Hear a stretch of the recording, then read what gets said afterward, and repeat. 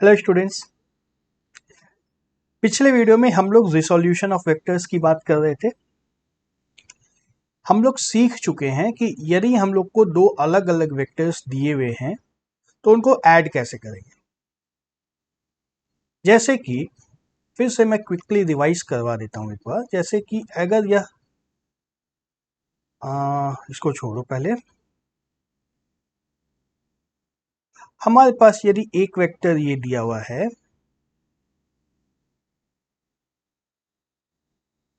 And एक vector यह दिया हुआ है कि लगभग रेक्टेंगल के फॉर्म में 90 डिग्री एंगल्स पे है, तो इन दोनों को ऐड करने के लिए हम लोग पैरेललोग्राम बना सकते हैं, है ना। इस पैरेललोग्राम यानी कि यहाँ पर एक रेक्टेंगल बनेगा, इस तरह का रेक्टेंगल बनेगा एंड इसके डायगोनल में जो वेक्टर होगा वह हमारा रिजल्टेंट वेक्टर होगा,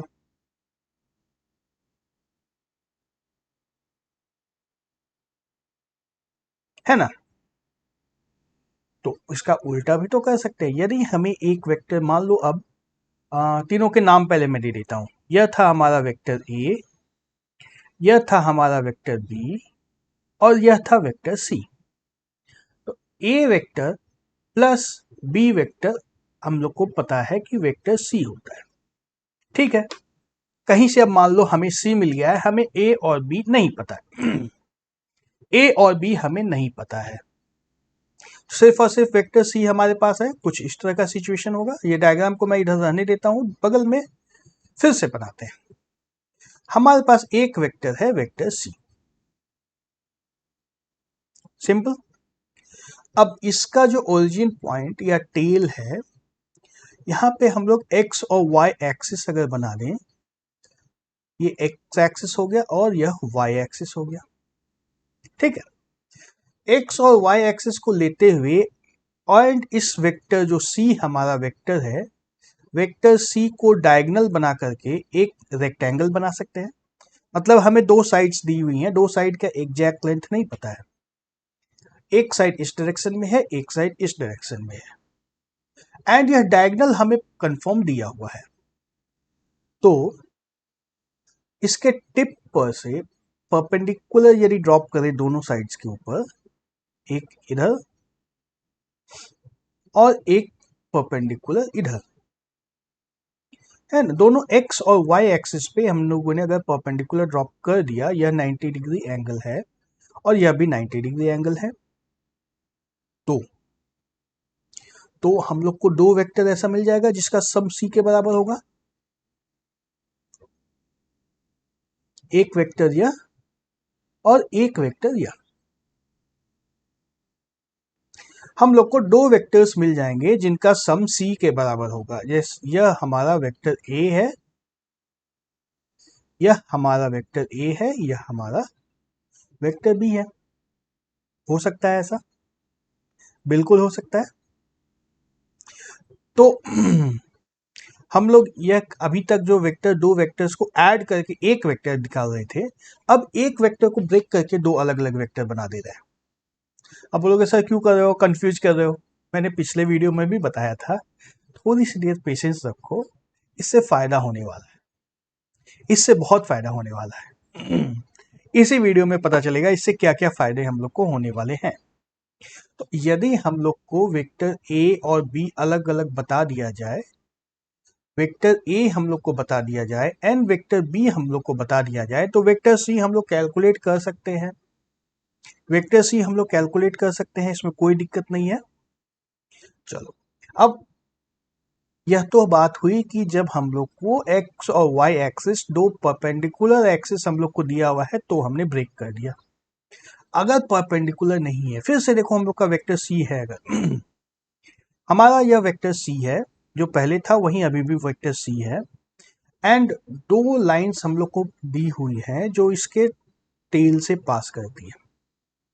एक लाइन इस तरह से है एंड थोड़ी देर के लिए मान लो एक लाइन इस तरह से है। 90 डिग्री पे लाइंस नहीं है, 90 डिग्री पे लाइंस नहीं है। तो क्या हम लोग इस वेक्टर को, वेक्टर सी को दो वेक्टर में अभी भी ब्रेक कर सकते हैं? क्वेश्चन समझ में आ रहा है? ये वेक्टर सी जो हम लोग का है, क्या हम लोग अभी भी इसको दो वेक्टर्स में ब्रेक कर सकते हैं, जो एक का डायरेक्शन यह होगा और दूसरे का डायरेक्शन यह होगा, ऐसा दो वेक्टर्स में ब्रेक कर सकते हैं या नहीं कर सकते हैं? ऑफ कोर्स कर सकते हैं। फिर से हमें पैरेललोग्राम बनाना है। इस पॉइंट पर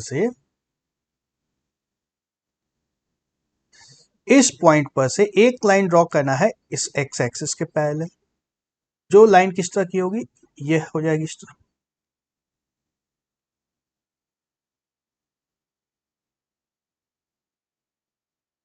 है ना। अब देखो पैरेललोग्राम के हम लोग को तीन साइड्स मिल चुके हैं। एक लाइन हमें ड्रॉ करना है इस पॉइंट से इस लाइन के पैरेलल, जो इस तरह से हम लोग ड्रॉ कर सकते हैं। ठीक है, हम लोग को पैरेललोग्राम मिल गया। ओ ए बी सी एक पैरेललोग्राम मिल गया। तो अब हम लोग फिर से कह सकते हैं कि वेक्टर ए भी हम लोग को मिल गया है, वेक्टर बी भी मिल गया है, एंड अगेन हम लोग बोल सकते हैं A vector plus B vector is equal to C vector होगा। एक वेक्टर को दो में ब्रेक कर दिया, किसी भी एक गिवन वेक्टर को दो वेक्टर्स में ब्रेक कर दिया। इस प्रोसेस को हम लोग क्या बोलते हैं? Resolution of vectors.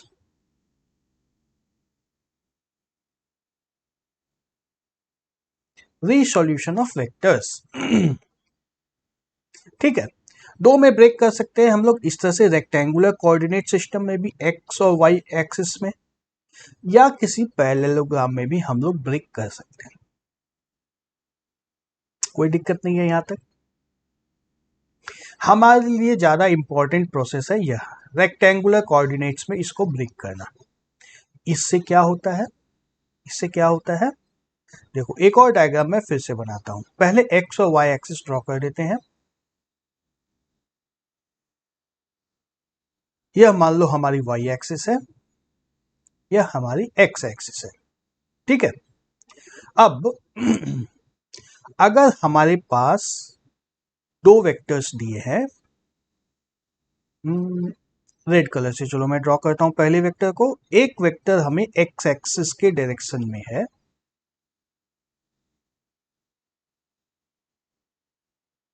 यूं, एंड दूसरा वेक्टर जो है यह भी एक्स एक्सिस के ही डायरेक्शन में है। इसको मैं थोड़ा सा हटा के बना देता हूं इस तरह से।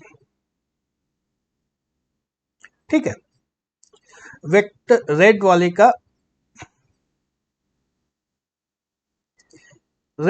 का length is 5 units, east direction में है। ब्लू वाले का length is 7 units, east direction में है। ठीक है, तो हम लोग ए प्लस बी कर सकते हैं। यहां पर लिखता हूं मैं ए प्लस बी क्या होगा, vector A plus vector B क्या होगा, सेम डायरेक्शन है इसलिए ऐड करने में कोई परेशानी नहीं है। क्या होगा ये 12 यूनिट्स। डायरेक्शन क्या होगा, ईस्ट ही रहेगा, होगा ना। देन दो और वेक्टर्स लेते हैं। एक वेक्टर को मैं वाई डायरेक्शन में बनाता हूं ग्रीन कलर से, छोटा सा मान लो ये 2 यूनिट का एक वेक्टर है, एंड एक को मैं ब्लैक कलर से बनाता हूं ये। ठीक है, रेड वाले का लेंथ, ब्लैक वाला let's say it is vector D, that is 4 units in north direction,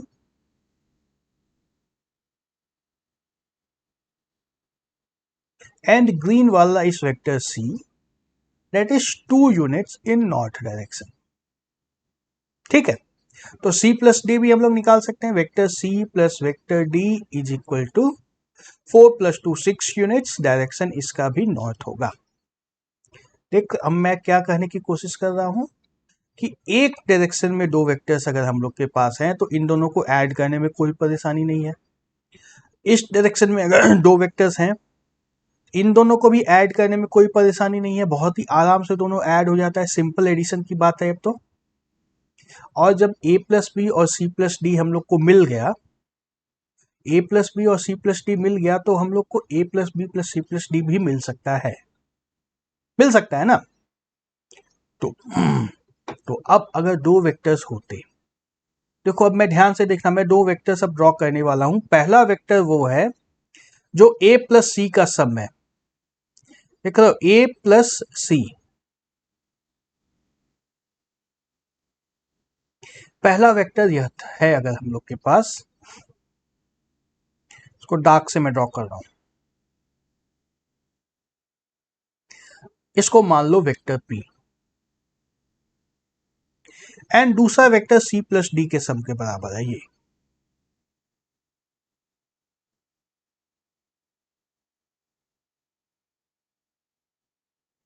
ये वेक्टर हम लोग का है q। ठीक है, यह नीचे वाला है वेक्टर p,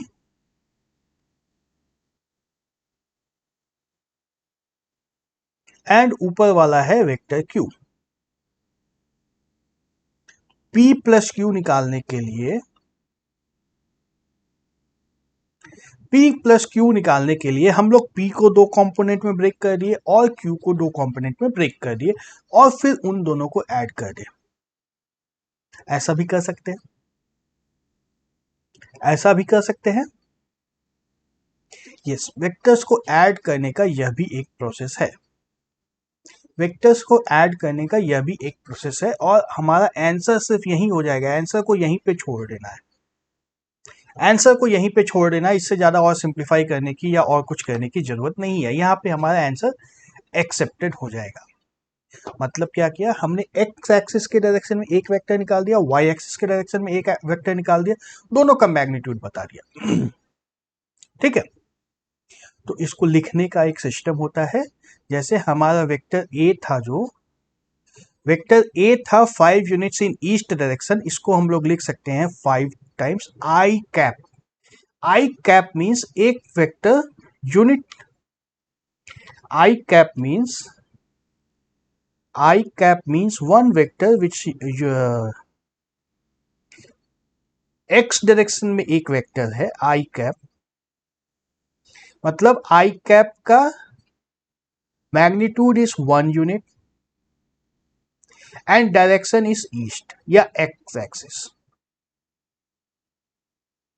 ठीक है, और वाई एक्सिस के तरफ जो यूनिट वेक्टर लेते हैं उसको हम लोग जे कैप बोलते हैं। J is equal to 1 unit, मतलब जे कैप क्या है, J cap Y axis, positive Y axis के डायरेक्शन में 1 यूनिट का एक वेक्टर है जे कैप। ठीक है, मैंने क्या कहा था, वेक्टर्स के ऊपर एरो लगाते हैं हम लोग, है ना, जनरली वेक्टर्स के ऊपर एरो लगाते हैं, लेकिन आई कैप, जे कैप, ये दो वेक्टर्स हैं जो कि यूनिट वेक्टर्स हम लोग कहते हैं, यूनिट वेक्टर, एंड मतलब इसका मैग्नीट्यूड 1 यूनिट है, एंड डायरेक्शन क्या है, आई कैप का डायरेक्शन एक्स एक्सिस है यहाँ पे ये वाला, जे कैप का डायरेक्शन वाई एक्सिस का पॉजिटिव डायरेक्शन है यह वाला। इस दोनों डायरेक्शन में किसी भी वेक्टर को हम लोग ब्रेक कर सकते हैं, एंड ये एडिशन में बहुत हेल्प करता है हम लोग को फिर। ठीक है, तो किसी के दिमाग में ऐसा भी क्वेश्चन आ रहा है क्या कि आई और जे में तो हमने वेक्टर्स को ब्रेक कर दिया, अगर वेक्टर 2 डायमेंशन में नहीं है 3 डायमेंशन में है तो, अगर वेक्टर 2 डायमेंशन में नहीं है 3 डायमेंशन में है तो उस केस में हम लोग एक वेक्टर जेड डायरेक्शन में भी ले लेते हैं जिसको के कैप बोलते हैं। This is unit vector in positive Z direction. ठीक है, तो मतलब किसी भी वेक्टर को हम लोग आई कैप, जे कैप और के कैप, इन 3 डायरेक्शन में ब्रेक कर सकते हैं। ब्रेक कर सकते हैं, सिंपल है। कोई भी एक वेक्टर है तो उसको हम लोग आई कैप, जे कैप, के कैप में ब्रेक कर सकते हैं, और फिर हमारे पास जब दो अलग अलग वेक्टर्स है, जैसा कि यहाँ पे 4 अलग अलग वेक्टर्स हैं, अगर वेक्टर ए हम लोग का क्या था, यहाँ पे अब देखो इन सभी वेक्टर्स की मैं बात कर रहा हूँ। वेक्टर ए हम लोग को इस फॉर्मेट में क्या लिखेंगे, 5 टाइम्स आई कैप, वेक्टर बी क्या लिखेंगे, 7 टाइम्स आई कैप, वेक्टर सी क्या लिखेंगे, 2 times J cap and vector D क्या लिखेंगे 4 टाइम्स जे कैप। अब A plus B plus C plus D अगर करना है तो सेम डायरेक्शन में ये 5 प्लस 7 ऐड हो जाएगा आई कैप डायरेक्शन में एंड जे कैप डायरेक्शन में यह ऐड हो जाएगा। तो हमारा रिजल्टेंट क्या आता है 12 times I cap plus 4 plus 2 6 times J cap. यही हमारा आंसर हो जाता है। ठीक है, ठीक है। तो अब सवाल आता है कि हम लोग ज्योमेट्रिकली तो ब्रेक कर लिए वेक्टर्स को, ज्योमेट्रिकली तो हम लोग ब्रेक कर लिए वेक्टर्स को, लेकिन एल्जेब्रिकली कैसे ब्रेक करेंगे। अगर एक वेक्टर हम लोग को कोई यहां पे इस तरह से दिया है,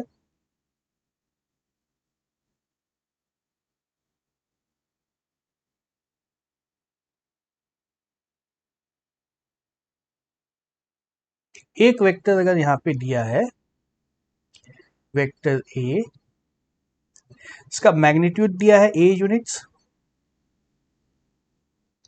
एंड यह एंगल भी दिया होगा, एंगल भी दिया होगा। तो एक कॉस थीटा लेंगे तो हम लोग का ये देखो अब ट्रायंगल में रेक्टेंगल में कंप्लीट करता हूं। मान लो थोड़ी देर के लिए कि यह रेक्टेंगल बन चुका है, तो आई कैप डायरेक्शन में कौन सा वेक्टर आएगा हम लोग का यह, एंड जे कैप डायरेक्शन में क्या आएगा यह, है ना। तो एक कॉस थीटा अगर निकालेंगे, सॉरी एक कॉस थीटा, यह एंगल अगर थीटा है तो एक कॉस थीटा हम लोग को यह वेक्टर दे देगा, यह लेंथ दे देगा, एक कॉस थीटा हम लोग को यह लेंथ दे देगा। एंड यह एंगल अगर अल्फा है, अल्फा कितना होगा alpha is equal to 90 degree minus theta, है ना। तो ए कॉस अल्फा यह हम लोग को यह मैग्नीट्यूड दे देगा, दे देगा। तो ए वेक्टर को हम लोग क्या लिख सकते हैं A cos theta I cap plus A cos alpha ji cap. ठीक है, अगर हम लोग को मैग्नीट्यूड और डायरेक्शन दोनों तो दिया ही होगा वेक्टर का, वेक्टर की दोनों चीज हम लोग को दी होगी, तो ए कॉस अल्फा आई कैप, ए कॉस थीटा आई कैप प्लस ए कॉस अल्फा जी कैप, इस तरह से ब्रेक कर सकते हैं। ओके, जब ब्रेक हो गया तो हम लोग का एडिशन बहुत सिंपल होता है। जैसे एक एग्जांपल देखो, a force of 10.5 Newton acts on A particle along A direction making an angle 37 degrees with the vertical. जैसे यह मान लो हम लोग का वर्टिकल डायरेक्शन है ना, इससे 37 डिग्रीज एंगल पे एक फोर्स एक्ट कर रही है, फोर्स है हम लोग की, एंड एंगल हम लोग का ये जो है 37 डिग्रीज है। Find the component of the force in vertical direction, vertical direction इस डायरेक्शन में फोर्स का क्या कंपोनेंट होगा। इसका मैग्नीट्यूड हम लोग के पास 10.5 न्यूटन है ना। तो 10.5 कॉस 37 डिग्री हम लोग करेंगे तो हम लोग को यह कंपोनेंट मिल जाएगा, मिल जाएगा। नहीं क्या आता है 10.5 इंटू 4/5 होता है, कॉस 37 4/5 होता है। यह याद रखने की जरूरत नहीं है, क्वेश्चन में दिया रहेगा, है ना, क्वेश्चन के साथ यहाँ पे दिया रहेगा cos 37 degree is equal to 4/5, ऐसा क्वेश्चन में दिया रहेगा। क्या आ जाएगा 5 से 5 कैंसिल होगा, 2.1 8.4 Newton, 8.4 Newton force will act in the vertical direction. अब देखो क्वेश्चन से हिंट मिल रहा है, हम लोग फोर्स की जब भी बात करेंगे तो या तो वर्टिकल डायरेक्शन में फोर्स की बात करेंगे या हॉरिजॉन्टल डायरेक्शन में फोर्स की बात करेंगे, है ना, या तो वर्टिकल डायरेक्शन में बात करेंगे या हॉरिजॉन्टल डायरेक्शन में बात करेंगे। तो हम लोग को बहुत हेल्प मिलने वाला है, बहुत हेल्प मिलने वाला है, और डिटेल में समझ में आते जाएगा, जैसे जैसे हम लोग आगे बढ़ेंगे समझ में आता जाएगा। तो अब देखो एक वेक्टर ए है, एक वेक्टर ए है जिसको देखो आई कैप, आई कैप, ये कैप मान लो आई कैप जे कैप के कैप, ठीक है। आई कैप जिसको मैं अभी बता रहा था उसी को इस जगह पे आई वेक्टर लिखा गया है। दोनों एक ही चीज है, दोनों एक ही चीज है। हमारी एनसीईआरटी टेक्स्ट बुक में आई कैप दिया हुआ है, दूसरे टेक्स्ट बुक में आई वेक्टर इस तरह से भी लिखा जाता है। ये दूसरे टेक्स्ट बुक से आया इसलिए आई वेक्टर ऐसा लिखा हुआ है। हमारे सिलेबस पे हम लोग जनरली आई कैप इस तरह से लिखेंगे। एक वेक्टर ए दिया हुआ है, एक वेक्टर ए दिया हुआ है, उसको 3 कंपोनेंट में ब्रेक किया, x component, y component, z component. कैसे ब्रेक करेंगे हम लोग बता चुके हैं। ए कॉस थीटा अगर एक्स एक्सिस से एंगल है तो ये ए एक्स हो जाएगा। ए कॉस एल्फा अगर वाई एक्सिस से एंगल है तो यह ए वाई हो जाएगा। ए कॉस बीटा अगर जेड एक्सिस से एंगल बीटा है तो यह ए जेड हो जाएगा। इस तरह से हम लोग इसको तीनों कंपोनेंट्स में ब्रेक कर सकते हैं। ऐसे ही ब्रेक करके हमें टी वेक्टर के कंपोनेंट्स दिए हुए हैं जनरली अब यहां से आगे जो हम लोग चलेंगे, हम लोग को वेक्टर इसी तरह से कंपोनेंट में ब्रेक करके दिए जाएंगे एंड देन उसके ऊपर सारा प्रोसेस करना होगा। अभी तक मैं क्या बता रहा था, वेक्टर का मैग्नीट्यूड और डायरेक्शन दोनों दिया जाएगा, मैग्नीट्यूड और डायरेक्शन दोनों दिया जाएगा। लेकिन अब यहां से आगे जो हम लोग चलेंगे फिजिक्स के सिलेबस में, जनरली मैग्नीट्यूड और डायरेक्शन में नहीं फंस करके वेक्टर को कंपोनेंट्स के रूप में इस तरह से प्लेस कर दिया जाएगा। पूरे फिजिक्स में अब इस तरह से कंपोनेंट में ब्रेक करके या तो क्वेश्चन में दिया रहेगा या हमें जरूरत के अनुसार उसको कंपोनेंट्स में ब्रेक करना रहेगा। ठीक है, पूरा का पूरा वेक्टर एक साथ लेके अब हम लोग नहीं चलेंगे, उस वेक्टर को ब्रेक डाउन कर देंगे एक्स एक्सिस में, वाई एक्सिस में एंड जेड एक्सिस में। तो इस तरह से ब्रेक करने के बाद वेक्टर ए का हम लोग को x component, y component, z component तीनों दिया हुआ है। ए वेक्टर का एक्स कंपोनेंट दिया है, वाई कंपोनेंट दिया है, जेड कंपोनेंट दिया है। बी का भी दिया है x component, y component, C component. C का भी x component, y component and z component दिया हुआ है। तो अगर vector A plus vector B plus vector C अगर यह करना है तो तीनों के एक्स कंपोनेंट को हम लोग ऐड कर सकते हैं, A X plus B X plus C X, और इसका डायरेक्शन क्या होगा, आई कैप। वाई कंपोनेंट को ऐड कर देंगे, A Y plus B Y plus C Y, J cap, plus Z component add हो जाएगा, A Z plus B Z plus C Z K cap. यही हम लोग का वेक्टर एडिशन हो गया।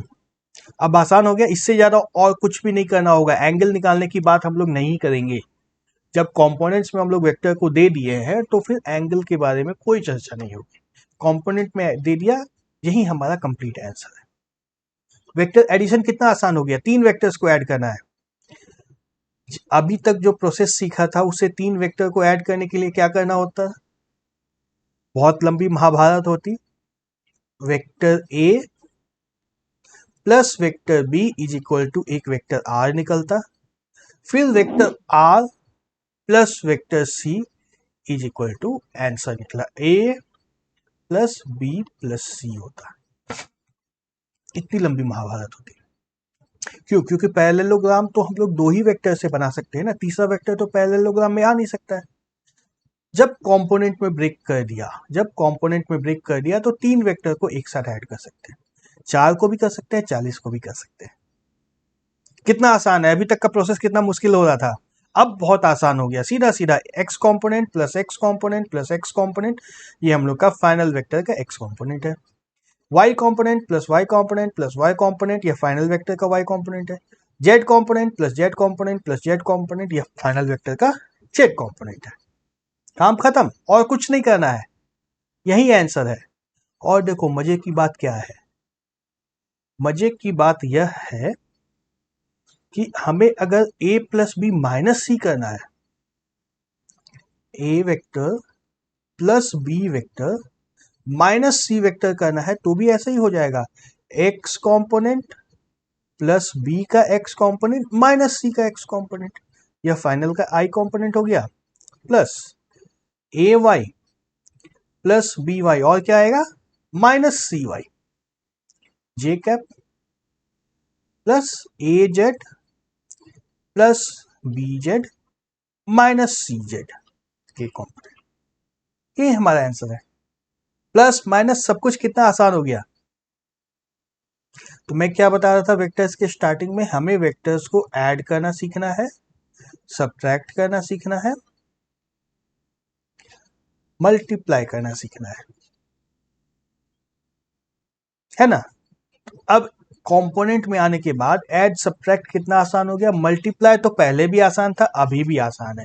वेक्टर अगर 2 टाइम्स वेक्टर ए निकालना है तो क्या हो जाएगा, 2 टाइम्स ए एक्स आई कैप 2 टाइम्स ए Y J cap plus 2 times ए जेड के कैप। मल्टीप्लाई करना तो पहले भी आसान था। वेक्टर्स को स्केलर नंबर से मल्टीप्लाई करने की बात कर रहे हैं हम लोग, जो कि पहले भी आसान था, अभी भी आसान था, लेकिन अब हम लोग का एडिशन और सब्ट्रैक्शन भी उतना ही आसान हो चुका है। एडिशन और सब्ट्रैक्शन बहुत आसान हो चुका है। कुछ एक एग्जांपल्स देखें। देखो, a vector has a component along x axis is equal to 25 units and along y axis is equal to 60 units। क्या वेक्टर है हम लोग का, vector a is equal to 25 units along x axis मतलब 25 i cap, 60 units along y axis यानी कि 60 j cap। Find the magnitude and direction of the vector. Magnitude क्या होगा, मैग्नीट्यूड हम लोग इस तरह से नोट करते हैं, 2 वर्टिकल बार्स के अंदर वेक्टर को रख देंगे, इसका मतलब क्या हुआ, वेक्टर का मैग्नीट्यूड। कैसे निकलता है ये, 25 स्क्वायर प्लस 60 स्क्वायर,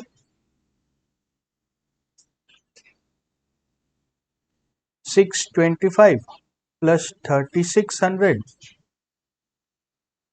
4225 जो कि 65 यूनिट्स होगा। एंड डायरेक्शन tan थीटा कितना होगा, 60 डिवाइड बाय 25। नहीं समझ में आ रहा तो उसको डायग्राम बना दो, देखो समझ में आ जाएगा। हमें क्या दिया है, 2 वेक्टर्स, एक x कंपोनेंट इसका दिया है 25 यूनिट्स का इस तरह से, y कंपोनेंट दिया है 60 यूनिट्स का इस तरह से, है ना। x एक्सिस और y एक्सिस के अलॉन्ग डायरेक्शंस में रेक्टेंगल को कंप्लीट करना है।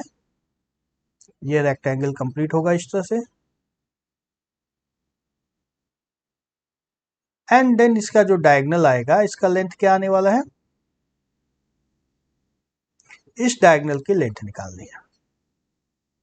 वैसे निकलेगा, यह 25 है, यह 60 है, पाइथागोरस थ्योरम लगा देंगे इस तरह से, तो हम लोग को 65 यूनिट्स मिल जाएगा। एंड ये एंगल जो थीटा है, tan theta is equal to perpendicular 60 divide by base 25। tan theta is equal to 60 divide by 25।